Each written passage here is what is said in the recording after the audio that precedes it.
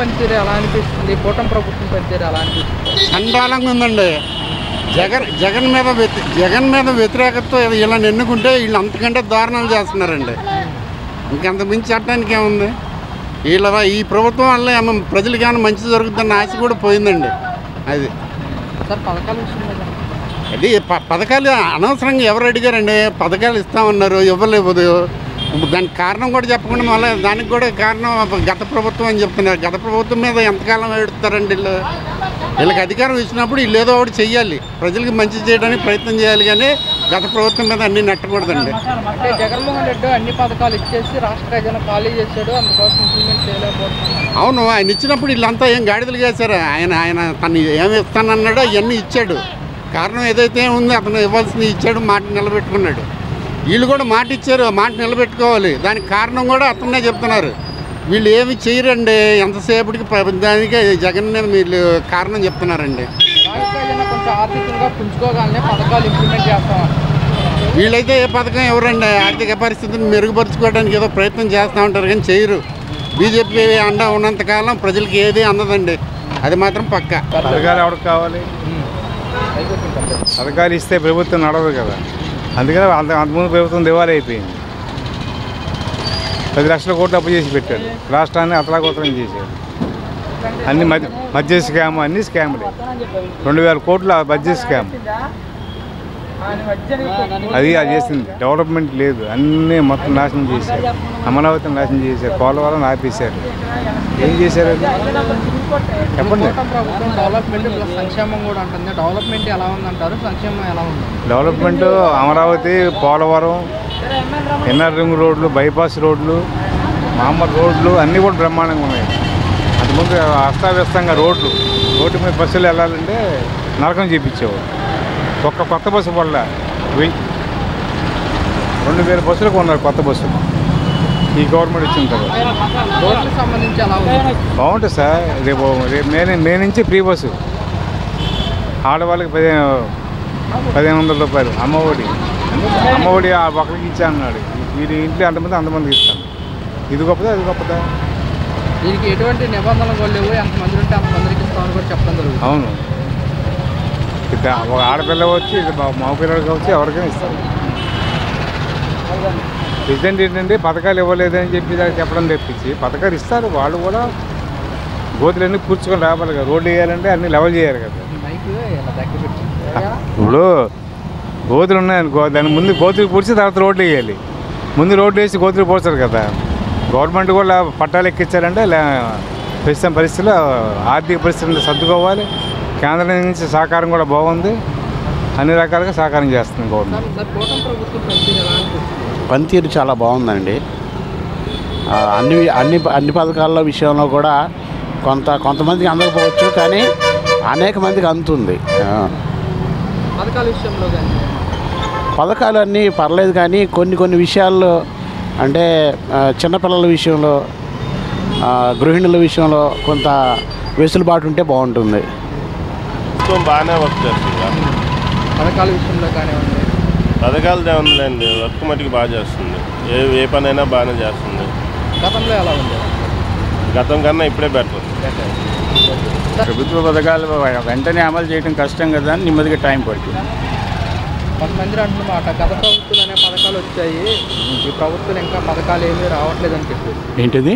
గత ప్రభుత్వంలోనే పథకాలు వచ్చాయి, కూటమి ప్రభుత్వం ఇంకా మరి అన్ని సొమ్ములు ఇక్కడ ఏం లేవుగా చేయడానికి వెంటనే మరి అంత పోయిందిగా, అన్ని వరదల్లో కొట్టుకుపోయినాయి కదా, అలా చేయడానికి టైం పడుతుంది కదా.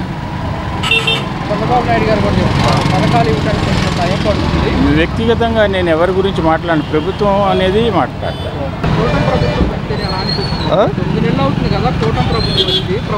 కూటమి ప్రభుత్వం ఏం లేదండి, అన్ని దందాలు ఎక్కువైపోయినాయి, లంచాలు ఎక్కువ, విపరీతమైన ఏదైనా లంచం,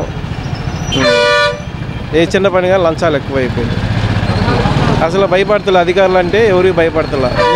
నీ దిక్కున్న సాటి చెప్పుకోపోంటున్నారు, అది మెయిన్. రైతుల్లో బాగా వ్యతిరేకత వచ్చింది. రైతుల్లో గిట్టుబాటు ధర లేదు. నేను కూడా రైతునే. మెయిన్ మిర్చి కానీ, మినువులు కానీ, ఇప్పుడు జొన్న కానీ, మొక్కజొన్న కానీ రేట్లు పడిపోయినాయి. ధాన్యం వరి బాగా తగ్గిపోయింది, అడిగేవాళ్ళు లేడు, లాస్. రైతు భరోసాకు సంబంధించి రైతు భరోసా ఇస్తే సన్నకారు రైతు ఎకరం 2 ఎకరాల కొంచెం బాగుంటుంది. అదేం లేదు, అంతమంది దాన్ని ఊసే లేదు, వాగ్దానాలన్నీ ఏదేం లేదు.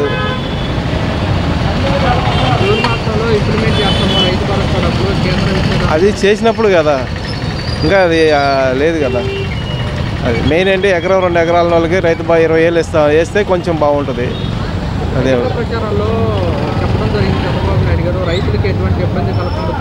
ఏం లేదు, ఆ చెప్పిన దానికి చేసినా ఏం తేడా లేదు, ఏం లేదు అంత. గతంలో రైతులు బాగుంది కదా, 3,500 అమ్మింది బస్తా ధాన్యం. ఎప్పుడైనా చరిత్ర రికార్డు 2,000 పైన ఉంది. మరి ఇప్పుడు చూస్తే 1,500, 1,200, 1,300 నడుస్తుంది. మరి పెట్టుబడి పెరిగింది. ఇప్పుడు డిఏపి బస్తా వస్తే 1,800, 1,600 అటు పైన ఉంది. మరి ఎరువులు పెరిగినాయి. అప్పుడు ఎరువులు తక్కువ ఉండి ధర ఎక్కువ ఉండేది, రైతుకి మిగిలేదు కదా. ఎకరానికి ఏదైనా 10,000 అని మిగిలేదని చూస్తాం. ఇప్పుడు ఇంకా మిగలకపోగా లాస్లో ఉంటున్నాడు కదా, అప్పులు అయిపోతున్నాడు. ఇంకా ఏం ముందుకు వస్తాడు రైతు? జగన్మోహన్ రెడ్డి మిర్చి యార్డు కూడా వెళ్ళడం జరిగింది. అదేనండి, మిర్చి ఇప్పుడు 4 సంవత్సరాలు మేము మిర్చి వేస్తున్నాం. 4 సంవత్సరాలు మ్యాక్సిమం 20,000, 24,000, 18,000 అట్లా ఉంది. ఈరోజు వచ్చేసరికి 8,000, 9,000 ఉంది. మిర్చి ఎకరానికి ఎంత అయితే 1,50,000 అవుతుంది. కవులతో 50,000, 2 లక్షలు పెట్టుబడి అవుతుంది. 10 క్వింటాల నుంచి 15 క్వింటాలు. దాని తెగులు బాగా పండపోతే 20 క్వింటాలు పండింది అనుకో, ఎంత వస్తుందండి? లెక్క అయ్యింది మీరు. పత్తి కూడా అలాగే ఉంది, ధాన్యం అలాగే ఉంది. ఇవన్నీ ఏంటంటే ఏమీ పట్టించుకోవట్లేదు. మద్దతు ధర అంటున్నారు, అదేమీ లేదు. మన గుంటూరులో కూడా మా బంధువులు 11,500 ఎంత ఇస్తూ ఉన్నారు మిర్చికి. అక్కడేమో దళారులు ఏమో అన్యాయంగా మిర్చి కొనుగోలు చేస్తున్నారు. అటు తెచ్చిన వాళ్ళు చాలా ఏడుస్తున్నారు. ఆ లారీ ట్రాన్స్పోర్టు, అమాలి కూలీలు ఇవన్నీ లెక్కేసుకుంటే యార్డుకి వస్తే 10 రూపాయలు లాభం వస్తుంటే బొండ రేటు కూడా తగ్గించి అడుగుతున్నారు. వాళ్ళు అమ్ముకోవాలి, ఏం చేయాలి? ఒకళ్ళు చూస్తున్నారు కదా, ఇంటికి వెళ్ళి ఏం సామాన్ చెప్పాలి, అప్పుల వాళ్ళకి ఏం సామాన్ చెప్పాలి, అలా ఉంది. పనితీరు ఎలా అనిపిస్తుంది పథకాల విషయంలో? పథకాలు అంటే ఏమున్నాయి అంటే ఇంకా పూర్తిగా అప్లై చేయలేదు కదా, అందుకని నేను ఎలా చెప్పగలను? అంటే పథకాలు ఇంప్లిమెంట్ చేయడానికి ట్రై చేస్తున్నారు కానీ ఇంకా ఎంత టైం పడుతుంది అనేది తెలియట్లా. ఇప్పటికే దగ్గరగా 1 year అయిపోతుంది వచ్చి గవర్నమెంట్. మరి అది మీకే తెలియాలా? అదవుతుంది. మే నెలలో తల్లికి వందనం అది చిన్నపిల్లలది కదా. అమ్మఒడి ఇంతకుముందు అమ్మఒడి ఉన్నదాన్ని తల్లి వందనం చేశారు. కానీ ఓకే, ఎడ్యుకేషన్ విషయంలో అలాంటి పథకాలు తీసుకొని రావాలి. ఎందుకంటే లేని వాళ్ళు ఉంటారు, వాళ్ళు ఎప్పుడు డెవలప్ అవుతారు, అందుకని. అలాగే చూసుకుంటే కనుక జూన్ మాసంలో రైతులకి సంబంధించి రైతు భరోసా అంటే రైతుల గురించి నాకు తెలియదు. ఎందుకో చెప్తున్నాను, నాకు పొలం లేదు, ఇల్లు కూడా లేదు. నేను ఎలా చెప్పగలను? ఎడ్యుకేషన్ అంటే మా పిల్లలు చదువుకుంటున్నారు కాబట్టి రీఎంబర్స్మెంట్ ఎప్పటి నుంచో వస్తాను కాబట్టి నేను దాని గురించి చెప్పగలను అనమాట. అది ఇప్పుడు ఫీజు రివర్స్మెంట్ కూడా పడలేదని చెప్పేసి మొన్న. అవును, పడలేదు, ఇంకా పడలేదు. అదే మేము కూడా, ఎందుకంటే మా అబ్బాయి ఫైనల్ ఇయర్ ఇంకా ఇంతవరకు రాలేదు. మరి ఎప్పుడు వస్తుందో తెలియదు, వస్తుందా రాదా అనేది కూడా అర్థం కావట్లేదు. మొన్న వైసీపీ వాళ్ళు కూడా యువతపూర్ అని చెప్పేసి కూడా ధర్నా నిర్వహించడం జరిగింది. విద్యార్థులకి ఎటువంటి న్యాయం జరగట్లేదు కూటమి ప్రభుత్వంలో అనిపిస్తుంది. అంటే విద్యార్థులు అంటే ఒకటి, ఇది గవర్నమెంట్ యాక్షన్ తీసుకోవాలా. అంటే వాళ్ళు అర్థం చేసుకోవాలా. ఏంటంటే పిల్లల చదువు డిస్టర్బ్ చేయకూడదు. ఇన్ కేస్ ఒక్కొక్కసారి రీఎంబర్స్మెంట్ రాకపోతే హాల్ టికెట్లు ఆపేస్తున్నారు. మెయిన్ అది అలా ఆపకూడదు కదా. ఇప్పుడు ఎగ్జామ్ రాయించండి, వాళ్ళకి ఎలాగో టీసీలు అయ్యే అవసరం ఎప్పుడు క్లైమాక్స్లో, అప్పుడు పట్టుకోమనండి. ఈ లోపల రీఎంబర్స్మెంట్ అరేంజ్ అయ్యచ్చు. అంతేగాని ముందుగానే వాళ్ళని ఎగ్జామ్ రాయకుండా కొన్ని కాలేజీలు అయితే హెరాస్మెంట్ చేస్తున్నాయి. అందుకు నేను ఫుల్ ఎవిడెన్స్ దానికి. అది గతంలో ఎలా ఉండేది అంటారు? గతంలో కన్నా ఇప్పుడు కొంచెం పర్వాలేదు. కానీ రీఎంబర్స్మెంట్ వస్తే అన్ని పిల్లలు ఇప్పుడు మానసికంగా కొంచెం ఒత్తిడి అవుతారు పిల్లలు. అరే మేము ఎగ్జామ్ రాస్తామో లేదో అని ఆ టెన్షన్లో ఎగ్జామ్స్ కూడా సరిగ్గా రాయిపోవచ్చు అట్లా. అందుకని ఏంటంటే వీలైనంత తొందరలో రీఎంబర్స్మెంట్ రిలీజ్ చేస్తే బాగుంటుందని నా ఉద్దేశం. కూటమి ప్రభుత్వం పనితీరు ఎలా అనిపిస్తుంది? ఏముంది, చూస్తున్నాము, ఏం మాట్లాడలేక మేలకుండా ఉంటున్నాము. పరిస్థితులు బాగానే లేవు, అది విషయం. సార్ మరి పథకాల విషయానికి వస్తే అన్న, పథకాలు కొన్ని చేస్తున్నారు, 1-2 చేస్తున్నారు, మిగతా అన్నీ నిదానంగా చేస్తామంటున్నారు. తల్లికి వందనం చూసుకుంటే కనుక మే మాసంలో ఇంప్లిమెంట్ చేస్తాము పిల్లలకి అని చెప్పేసి కూడా అంటున్నారు. రేపు మే నెల నుంచి ఏదో అమ్మఒడని అయ్యని చేస్తాము అని చెప్పానని టీవీలో వస్తున్నాయి వార్తలు. ఎలా అనిపిస్తుంది? చేస్తే కానీ మనకు తెలుస్తుంది, ఏం చెప్పలేం కదా, అది విషయం. ఈ పథకాలు ఇంప్లిమెంట్ చేయాలంటే కొంచెం టైం పడుతుంది, రాష్ట్ర ప్రజలు అర్థం చేసుకోవాలని. నిజమే, అది మనం అర్థం చేసుకుంటాం. వాళ్ళు చెప్పడం ఏంటంటే మేము ఎక్కంగానే అన్నీ చేస్తామని అన్నారు. ఏ లోట్లు ఉన్నా కూడా అన్నీ మేము పూడ్చి ఇది చేస్తాము అన్నీ చేస్తామన్నారు. ఇప్పుడేమో బడ్జెట్లో లోట్లు డబ్బులు లేవు, అవి లేవు, ఇవి లేవు, అంతా ఇది చేశారు అది చేశారు అని అంటున్నారు. అది విషయం. మనం ఏం చేయగలిగింది ఏం లేదు. వాళ్ళు చేస్తే అనుభవిస్తారు, లేకపోతే వచ్చి 9 months అవుతుంది. ప్రభుత్వం పనితీరు ఎలా అనిపిస్తుంది సార్? కూటమి ప్రభుత్వం వచ్చినా ఒక రూపాయి కూడా ఇవ్వలేదు సార్. అవి ఇస్తాం ఇవి ఇస్తాం చాలా చేస్తామన్నారు, ఏమి చేయలే, ఒక రూపాయి డబ్బులు ఇలా. అంతకుముందు ఆ డబ్బులన్నీ ఇచ్చిన డబ్బులన్నీ 5-6 వేల కోట్లు వచ్చాయి. ఆ డబ్బులన్నీ రొటేషన్లోకి వచ్చాయి పబ్లిక్లోకి. ఇప్పుడు అవన్నీ లేవు, వ్యాపారాలు లేవు, చాలా దారుణంగా ఉన్నాయి బిజినెస్లు అయితే. మరి పరిస్థితి అయితే అర్థం కావట్లేదు. ఏ బిజినెస్ చూసినా అందరూ డల్గానే ఉన్నాయి అంటున్నారు, ప్రతి ట్రేడ్ అలాగే ఉంది అంటున్నారు. మరి ఏంటో అర్థం కావట్లేదు సార్ పొజిషన్. ఇప్పుడు రేట్లన్నీ పెరిగిపోయినాయి, సామాన్య మానవుడు బతకడానికి చాలా ఇబ్బందిగా ఉంది. ఇప్పుడు చూస్తే వాళ్ళు ఎంతసేపు వాళ్ళ మీద వీళ్ళ మీద కష్ట సాధింపు తప్పితే పరిపాలన మీద దృష్టి పెట్టట్లా, చాలా కష్టంగా ఉంది. అసలు ఎవరైనా చూసినా కానీ ఇప్పుడు ఎక్కడ సామాన్య మానవుడికి ఎవడు కదిలించినా కానీ ఈ ప్రభుత్వం మీద నమ్మకం లేదు. వాళ్ళు ఇచ్చిన హామీలన్నీ కూడా ఒక్కటి నెరవేర్చట్లా. రేషన్ కార్డులు తీసేస్తున్నారు, సామాన్య మానవుడు బతకడానికి లేదు. ఇవాళ కూరగాయలు చూస్తే మంట మండిపోతున్నాయి. పప్పు దినుసులు కానీ ఇంకొకటి కానీ అన్నీ పెరిగిపోయినాయి. సామాన్య మానవుడు అసలు కనీసం బతకడానికి కూడా వీలు లేకుండా పోయింది.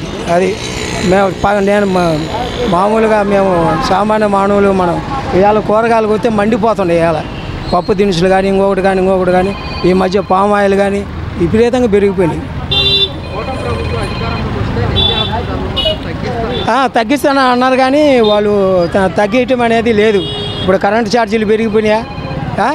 ఏది వాళ్ళు అనుకున్నాయన్నీ కొన్ని కనీసం కూడా ఒకటి కూడా నెరవేరితే కొంచెం నమ్మకం కలుగుద్ది. అది లేదు.